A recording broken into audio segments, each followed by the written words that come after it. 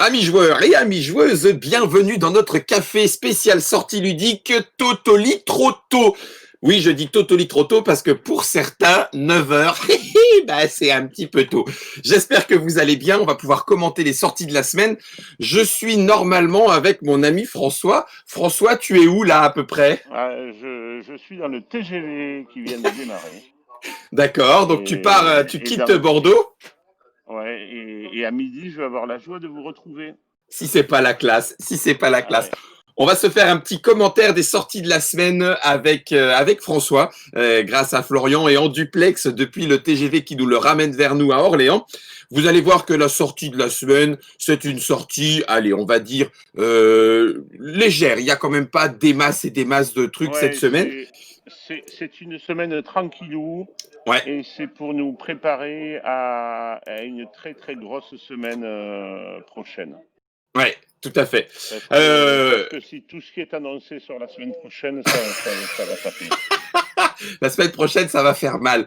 Vous le savez, on essaye d'être le plus large possible dans le scope, d'être le plus complet aussi, c'est-à-dire de trouver un petit peu tous les éléments, aussi bien jeux de cartes à collectionner, éventuellement jeux de rôle, et puis surtout jeux de société, bien sûr. Si jamais il y a des informations qui nous échappent, il ne faut pas hésiter à faire remonter soit aux éditeurs ou si vous êtes vous-même éditeur ou distributeur, à nous envoyer les informations pour que l'on puisse compléter notre petit calendrier des sorties que l'on va pouvoir commenter, histoire d'avoir de quoi donner des informations à ceux qui voudraient se balader dans les boutiques cette semaine qui vient.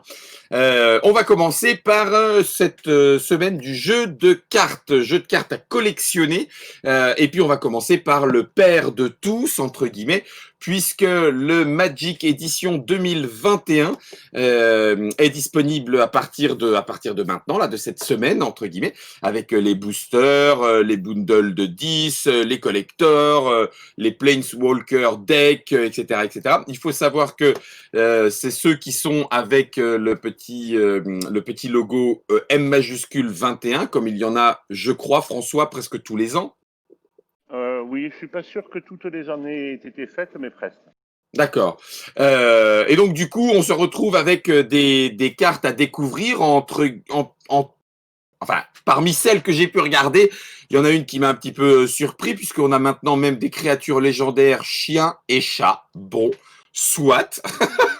Je croyais que j'étais parti sur du fantastique Manticore ou Masticore, comme la Masticore traqueuse d'étincelles, nous présente-t-on sur le site de Magic. Mais les chiens et chats retrouvent aussi le chemin de Magic. Il y a des réimpressions, il y a des nouvelles cartes, avec des présentations aussi particulières. La façon dont ils ont habillé les cartes terrain est assez chouette. Forcément, il y a les Planeswalkers aussi, hein, voilà, avec nouvelles illustrations, nouvelles cartes foil, etc., etc. Et ça, c'est pour l'édition 2021 et c'est pour Magic. On suit avec du... Alors là, par contre, c'est plutôt François qui va vous en parler. C'est Horreur à Arkham et le Dévoreur de toutes choses qui, lui, pour le coup, ne s'inscrit pas dans une campagne. Oui, alors c'est ça qui est intéressant, c'est la cinquième aventure qui, qui, s- qui, qui est indépendante de tout arc précédent. Et ce qui est intéressant, c'est que ce sont des aventures indépendantes qui ont été designées pour être jouées dans les grosses conventions. Celle-là a été faite pour la Gen Con 2019. Et ce sont des scénarios qui peuvent se jouer jusqu'à 4. Donc ils D'accord. sont Ah ouais. prévus pour éventuellement être joués à beaucoup plus nombreux que 2. Ouais. Et ce sont des scénarios avec un niveau assez élevé. En Donc difficulté. D'accord. c'est celui-ci, j'ai pas encore eu l'occasion de l'essayer, mais a priori le scénario est très très bien fichu. Ouais. Et si en plus il a une bonne rejouabilité, ben c'est plutôt pas mal. D'accord. Quand c'est indépendant comme ça veut dire que tu as besoin d'aucun Juste autre élément. juste la boîte de base. C'est ça, d'accord. Ceci dit, si la difficulté est aussi élevée que pour certains, il vaut mieux quand même avoir d'autres personnages que ceux de la boîte de base. Ah oui, d'accord. Ok, ok, ok. Impeccable. Ça, c'était donc pour le côté horreur à Arkham, mais il y en a un également. Là, par contre, on reprend un cycle classique, et donc c'est le deuxième, me semble-t-il, pour Légende des Cinq Anneaux. Oui, c'est ça. Ok, c'est le deuxième paquet du cycle Domination. Voilà pour les jeux de cartes à collectionner. Il va y avoir certainement du Friday, et de la découverte autour de Magic, Horror Arkham et Légendes des Cinq Anneaux. On passe maintenant côté jeux de société avec quelque chose qui se reproduit assez régulièrement dans ce jeu-là. Je le saute un petit peu, je l'ai pas mis dans le bon sens. Mais alors, Doctor Strange pour Marvel Champion paraît déjà en rupture, François, c'est ça? Oui, oui, Donc, parce que ouais, vas-y. il y a eu un souci. Il y a eu un souci sur les premiers tirages en fait des extensions Ouais, qui ont été beaucoup trop prudents par rapport à la façon dont le jeu a rencontré son public rapidement. ouais. Et donc, les reprints ont été lancés dans toutes les langues du jeu, mais il faut patienter au moins jusqu'à la rentrée pour que tout le monde puisse avoir ses boosters tant désirés. D'accord. Donc, Donc, ça pour veut. l'instant, Ouais. ça veut dire que si tu es très très copain avec ton ludicaire, il va t'en garder un de côté. Mais que comme il n'en a pas reçu beaucoup, si tu as quitté ton magasin Furibar la dernière fois, il est possible qu'il t'oublie. Qui t'oublie et que t'en es plus. Voilà. Alors après, c'est un petit peu dommage. Ça montre aussi qu'il y a une demande autour de Marvel Champion et que, comme tu l'as dit, bah, il n'avait pas été anticipé que peut-être ça fonctionne bien. Entre guillemets, c'est pas le premier deck qui a du mal à arriver jusqu'aux tables de jeu de tous ceux qui en veulent. Du côté de Marvel Champion et du Doctor Strange, vous allez bien sûr retrouver les bandes écarlates de Cyttorak classiques. C'est un héros, alors de type mystique, mais ça, j'imagine qu'on s'y attendait un petit peu, qui est plutôt défense contre, entre guillemets, puisqu'il n'a que un en attaque et deux dans les autres valeurs. Le maître des arts mystiques va vous proposer d'avoir aussi des Iron Fists en allié. On a un baron Mordo en, comment on dit, en Némésis, En voilà, Némésis. en Némésis, tout à fait, le baron Mordo en Némésis, qui va meuler un petit peu votre deck, puisque quand il attaque, et ben du coup, à partir du moment où il vous attaque, et il peut vous attaquer normalement quand vous êtes sous la forme héros, et non pas quand vous êtes sous la forme Stephen Strange, l'alter ego. Et donc du coup, vous allez récupérer des cartes qui vont vous donner des dégâts ou vous désorienter. Donc c'est un effet, un état, ou alors vous sonnez. En l'occurrence, ça veut dire que votre deck va diminuer sans compter le risque d'en perdre une forte. Ça, c'était pour le Marvel Champion Doctor Strange. J'avais un petit peu sauté, mais c'est parce que du coup, il est déjà quasiment en rupture. Reprenons un petit peu l'ordre naturel des choses et on va aller sur du jeu. Ça y est, j'ai perdu le mot du jeu abstrait. Voilà, c'est ça. Et encore, quoique Squadron ne l'est pas tant que ça. C'est deux versions mini qui sortent chez Gigamic. Tous les jeux abstraits n'ont pas forcément leur jeu mini, mais tous les jeux qui fonctionnent bien quand même ont leur jeu mini. Et là, on a Squadro mini et Quantique mini. Squadro, c'est un petit peu dans l'espace, c'est celui duquel je trouve qu'il y a quand même un petit thème, puisque on a ces espèces de vaisseaux, ces belles pièces en bois avec des formes de vaisseaux qui traversent le terrain. Et donc, le but du jeu est d'être le premier à faire un aller-retour avec 4 pièces parmi les 5 qu'on a au départ, en sachant qu'elles n'ont pas toutes la même capacité de mouvement. Et puis, quand on joue en horizontal, ça veut dire que notre adversaire joue en vertical et qu'on risque de se coincer. C'est ça qui est le plus drôle, bien sûr. Ça, c'est pour Squadro Mini. Le Mini, François, on sait déjà si c'est le prix aussi qui est Mini? Ah oui, tout est mini. Le prix et le jeu. Ça fait un encombrement qui tient largement sur une tablette de train ou une tablette d'avion. Le Ouais, prix est réduit, mais par contre, la qualité est quand même vachement sympa. ouais, On garde les matériaux noble. du grand et ça fait un joli petit jeu. Ouais. On est sur un format, pour ceux qui poseraient la question, qui est, c'est pas, c'est un tiers peut-être, parce que c'est pas tout à fait, c'est peut-être même un peu plus qu'un tiers, parce que le plateau prend même pas un quart, oui, un tiers, la moitié, oh, j'ai pas calculé, mais on réduit quand même l'empattement au sol. Le deuxième mini qui est sorti, c'est Quantique. Et alors, Quantique, on est un petit peu sur du quarto, pour ceux qui connaissent quarto, dans le sens où il va falloir faire de l'alignement avec quatre formes différentes que l'on a. Il y a des règles de pose, bien sûr. Cet alignement, il peut être horizontal, il peut être vertical, ou il peut être à la sudoku, c'est-à-dire dans un carré, puisque le plateau est divisé en quatre. L'objectif est de, bien sûr, ne pas donner une chance à l'adversaire de faire cet alignement avant soi, mais de pouvoir utiliser les pièces de l'adversaire pour faire cet alignement. Ça, c'est pour le Quantique Mini. Je remonte et on en rigolait un petit peu. On en rigolait un petit peu avec la rédaction. Après King Domino, après Queen Domino, après Harley Quinn Domino, non, non, ça c'était une blague, voilà le Dragomino. Et Dragomino, c'est la version, on va dire, entre guillemets, travaillée par Bruno Catala et le couple fort autour des enfants pour pouvoir leur faire jouer à King Domino.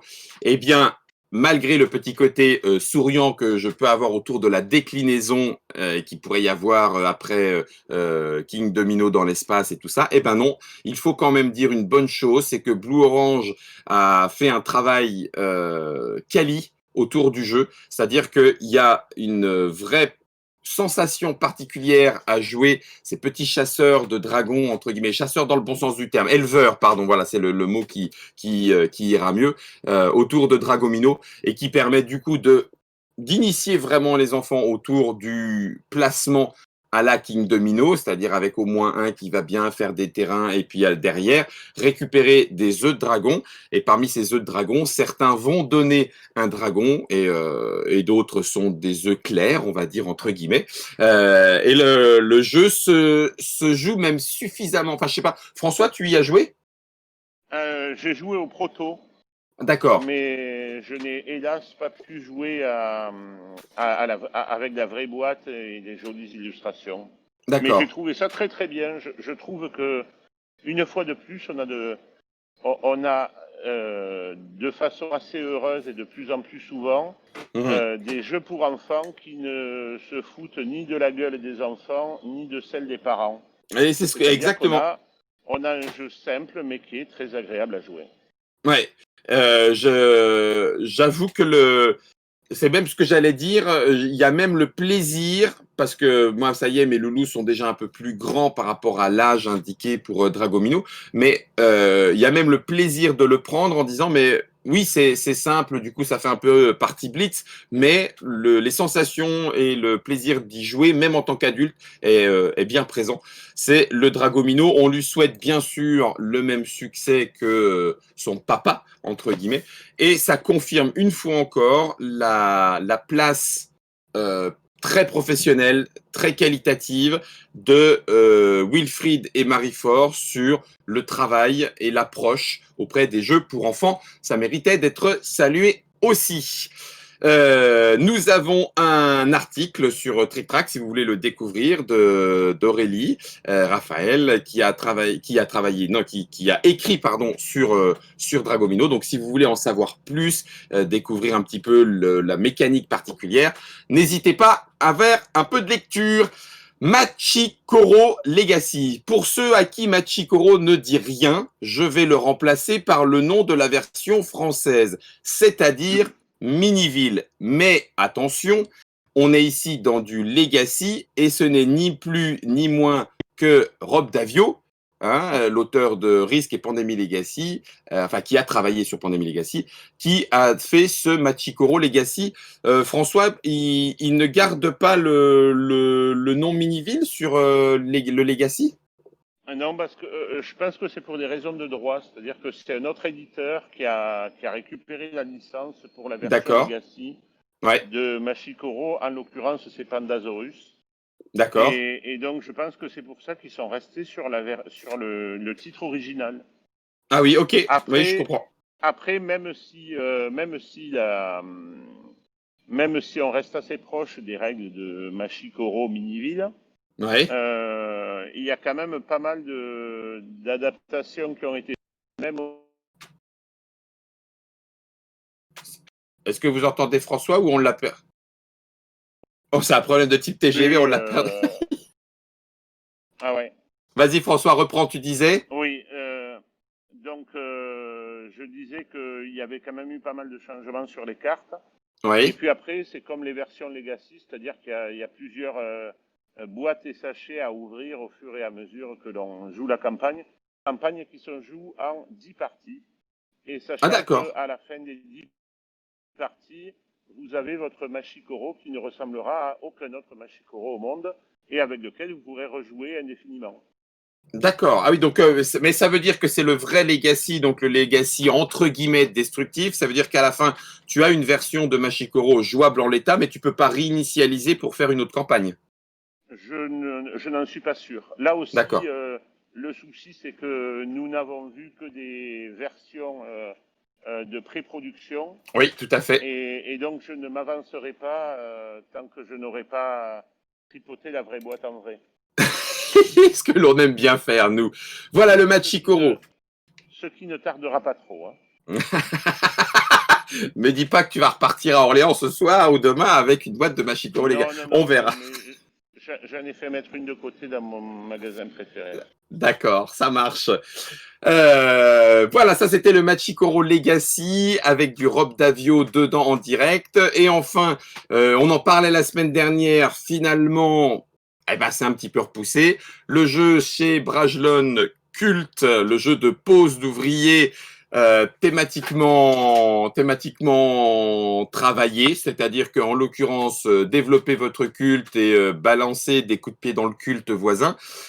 C'est culte tout court et c'est chez Brajlon la réédition, c'est pas une nouveauté, ça s'en revient et c'est pareil, c'est normalement maintenant certain, on espère, pour cette semaine. Voilà de quoi faire le tour des sorties et on a quelques petites news aussi, nos amis de Holy Grail Game qui démarre le Kickstarter autour de Rallyman Dirt. Alors Rallyman GT puisque maintenant c'est la nouvelle version de Rallyman travaillée. Il y a déjà un certain nombre d'extensions qui existent, mais Rallyman Dirt va ramener des éléments de conduite sur des routes différentes. Donc ça c'est du Kickstarter. On prend aussi un petit peu les réponses. Alors pour les soucis de production technique de vente par rapport à DICE 166, c'est vrai que la question se pose puisque en tout cas sur Marvel Champion depuis le début, il y a beaucoup de ruptures dans les stocks. Il faudrait qu'on demande à notre ami José parce que la plupart du temps maintenant les productions sur ce genre de produits sont communes et sur plusieurs langues. Donc ça veut dire que en fonction des langues, bah tiens, on va en faire 5000, t'en prends enfin on a besoin, on lance un print de 5000, il y en aura combien en français? 1500, bah d'accord 1500, 1500 de Intel et ben il en reste 2000 pour la version en anglais ou etc. Les chiffres sont complètement anecdotiques. Donc il faut voir si c'est comme ça que ça s'est fait, ça veut dire que si en amont on a donné un chiffre avec discussion avec les boutiques et tout ça, et finalement il y a eu une attente qui était beaucoup plus forte, ou alors si c'est directement la France qui a décidé, qui a la main sur j'appuie et puis je fais mon print moi-même tout seul. Bref, est-ce que c'est une technique ou Non, en fait, sur Marvel, ce qui s'est passé, c'est que quand le jeu a été annoncé par FFG,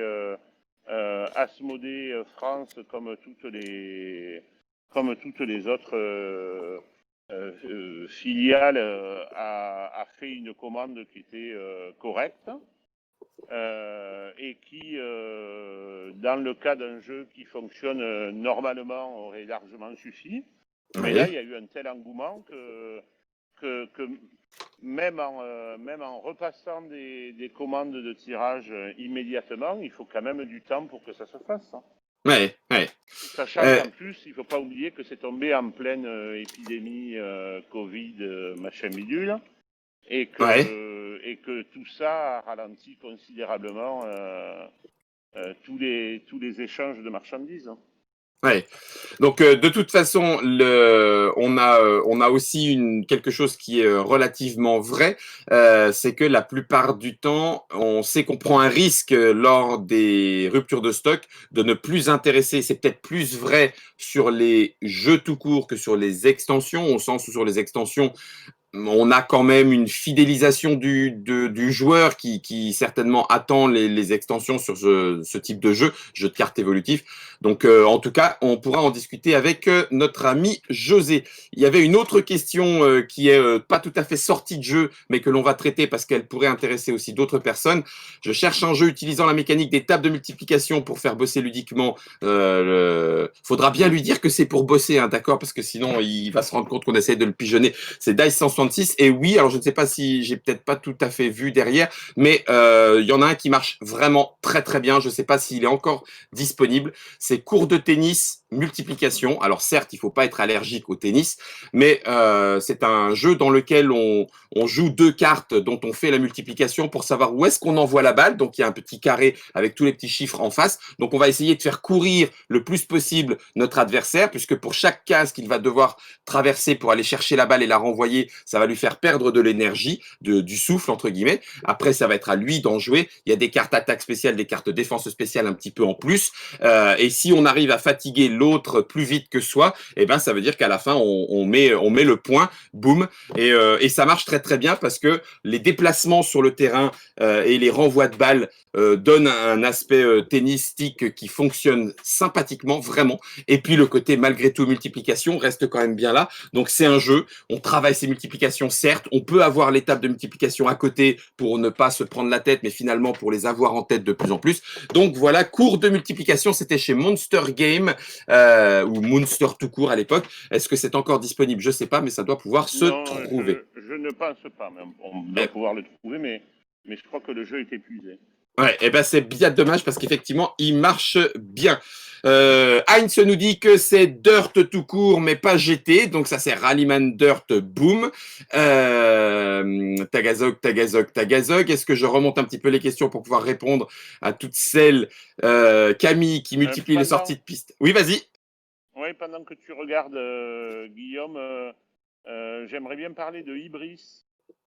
Oui. Qui est aussi un jeu qui est en cours de financement sur Kickstarter et dont ils ont réussi à boucler le financement en 15 heures, ce qui est déjà assez rassurant, et qui est le premier gros jeu de plateau d'un éditeur qui était plutôt actif dans le jeu vidéo.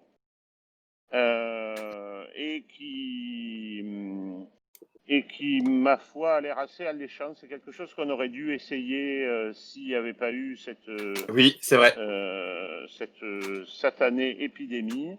Oui. Mais à mon avis, ce n'est que partie remise. Oui, parce que Damien Chauveau, si je ne m'abuse, Damien de Aurora Game Studio nous avait contacté bien en avance pour pouvoir parler, découvrir Ibris. Attention, oulala, ne prenez pas mal ce que je vais dire. C'est un monster game, entre guillemets, ça veut dire qu'il va vous falloir au moins 2 tables. Bon, pas tout à fait, j'abuse encore, mais c'est un très très gros jeu avec expansion de sa civilisation, avec des héros que l'on envoie se tataner, avec des jeux d'influence aussi. Donc du coup, Ibris a réussi son entrée dans la campagne en 15 heures, comme le disait François. Plusieurs sont. On a par exemple Raph Park, notre ami Raph Park, qui a pu jouer sur un prototype et qui du coup, voilà, trouve que ouais, c'est un jeu qui a du corps. Vous en trouvez aussi sur Trick Track, non pas sur Trick Track, sur 1, 2, 3, sur Internet, voilà, pour voir un petit peu plus ce qu'il peut vous proposer. Il y a de la figurine, certes, Aurora Game Studio. En tout cas, pour l'instant, il y a 726 contributeurs, c'est en anglais et en français, pour une somme de 50 000. C'est un tout nouveau jeu, entre guillemets, et donc, du coup, il est réussi. On sait aussi qu'on arrive, je crois, sur la fin de Crazy Farmers and the Clôture électrique, les Friki 42. C'est les dernières heures. On a en financement participatif du Néphilim, c'est Néphilim la nouvelle mouture de Néphilim qui cartonne bien aussi en termes de jeu de rôle. Donc du coup, il y a encore largement de quoi faire. La deuxième extension de Villainous, nous dit Olivier Van Broekhoven, la deuxième extension de Villainous c'est chez Ravensburger, c'est cette semaine ou c'était les semaines précédentes? Non. En fait, là, nous parlons d'un véritable scandale. Hein? La deuxième extension de Villainous doit sortir normalement en août dans notre verte et plaisante contrée, mais Ouais. nos amis belges ont été livrés cette semaine. Je suis dé, mais c'est quoi Starbucks? Voilà, mais enfin là est le scandale. Eh ben comme quoi, eh ben c'est très bien. Comme le belge est moqueur, il n'arrête pas de mettre des photos sur les internets pour nous faire râler. Eh ben écoute, moi je suis très content pour une fois que c'est dans ce sens-là aussi, un petit peu chacun le tour et tout, voilà. On a aussi, nous dit Olivier, c'est vrai, la fin du KS de Monumental dont vous aviez pu voir les trailers sur Trick Track. Je vais quand même faire un petit clin d'œil à notre ami Florian parce que la 5e extension de Gwent est sortie et comme c'est du jeu de cartes, même si c'est du numérique, il n'y a pas de raison, on va pouvoir vous le dire, voilà. Et Florian a craqué, il a craqué son PEL pour pouvoir récupérer des cartes dès la sortie du Master Mirror. Voilà, histoire de dire bim. Pour Mathieu Pézeux, Villainous, les retours sont si positifs. Alors, les retours sont surprenants, entre guillemets. Je vais le dire comme ça. François, tu pourras peut-être aussi nous donner ce que toi, tu en as pensé. On aurait pu s'attendre, côté joueur, à faire tellement autour de ce thème-là, que ce soit en jeu de base ou que ce soit aux extensions par rapport à Villainous. Peu importe. Le jeu pouvait tellement promettre et tellement faire que la façon qui a été choisie est étonnante, avec un petit peu une demi-fesse côté attractif, produit d'appel, et puis on va dire quelque chose qui peut intéresser des non-joueurs ou des peu joueurs, je sais plus comment il faut le dire. Et puis l'autre demi-fesse côté ah bah oui mais quand même c'est pas si évident que ça, c'est pas si facile et en même temps un petit peu automatique, un petit peu linéaire puisque les decks sont construits pour être faits de telle façon. Donc voilà, ce qui fait que il ne faut juste pas. Moi je trouve toujours du plaisir, je sais pas François, toi ce que tu en penses, moi je trouve toujours du plaisir à découvrir les nouveaux decks, la nouvelle façon de jouer le méchant, et puis retrouver l'univers de ces dessins animés que j'apprécie quand même. Voilà, donc il faut juste pas s'attendre ou pas être déçu en disant mais il y avait moyen de faire tellement pour que ça soit encore plus. Voilà, c'est juste ça. Oui, François, on se serait coupé de la grosse base des joueurs non-corps. Hein.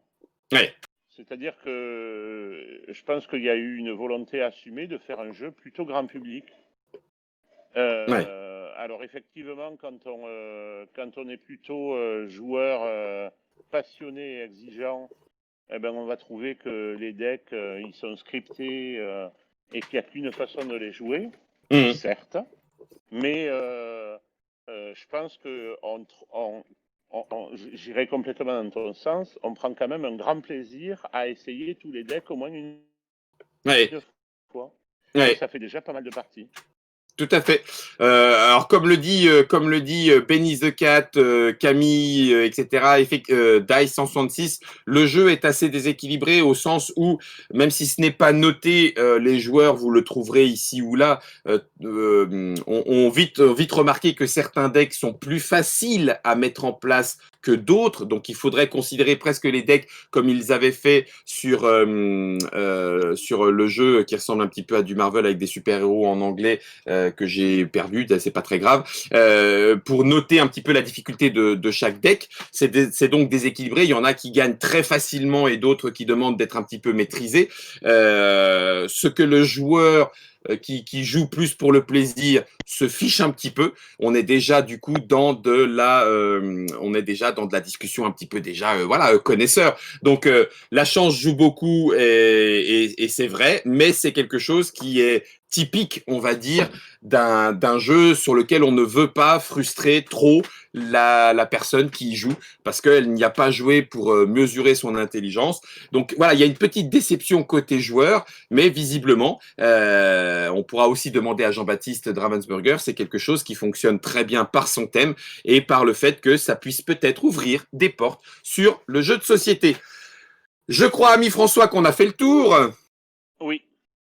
Eh bien voilà, on a fait le tour. Un grand merci pour nous avoir suivis dans ces sorties ludiques de la semaine. Il y avait un petit peu moins de jeux de rôle, mais je pense qu'on en parlera davantage la semaine prochaine, d'autant que la semaine prochaine, il y a de la grosse sortie, plein. En attendant, on va vous souhaiter une bonne journée. Nous, on va aller visiter des locaux pour voir où est-ce qu'on pourrait poser son petit derrière et ses petites caméras. En attendant, on se retrouve demain avec également le débrief de la semaine.